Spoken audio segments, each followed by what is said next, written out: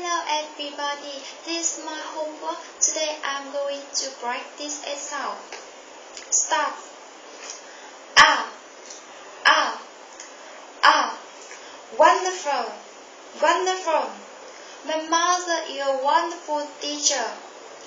My mother is a wonderful teacher. My mother is a wonderful teacher.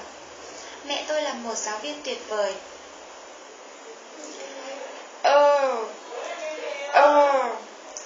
Perfect, perfect. He speaks perfect English. He speaks perfect English. He speaks perfect English. Anh ấy nói tiếng Anh hoàn hảo.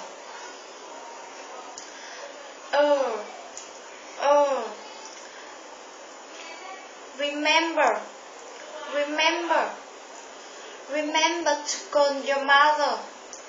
Remember to call your mother. Remember to call your mother. Remember to call your mother. Hãy nhớ gọi điện cho mẹ của bạn.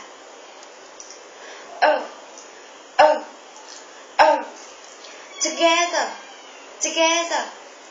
America and Vietnam just always work together. America and Vietnam just always work together. America and Vietnam should always work together. Hoa Kỳ và Việt Nam nên hợp tác với nhau.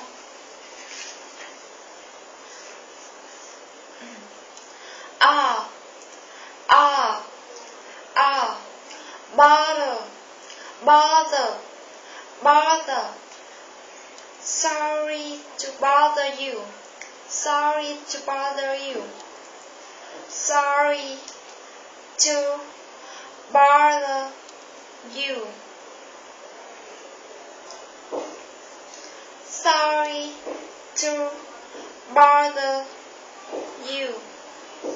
Sorry to bother you. Xin lỗi đã làm phiền bạn.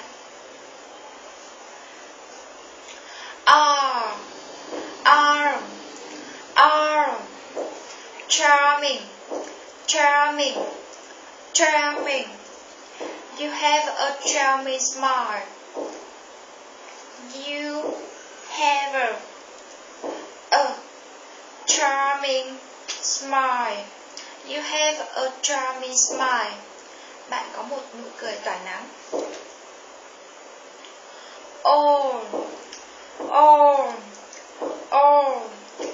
Always, always, always say please and thank you. Always says please and thank you. Always say please and thank you. Hãy luôn luôn nói lời làm ơn và cảm ơn.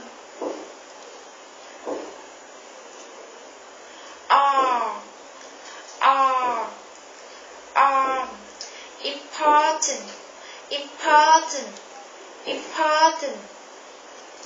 It's important to practice English every day.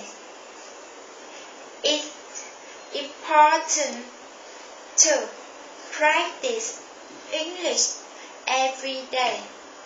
It's important to practice English every day. Luyện tập tiếng Anh hàng ngày rất quan trọng. Thank you for the attention.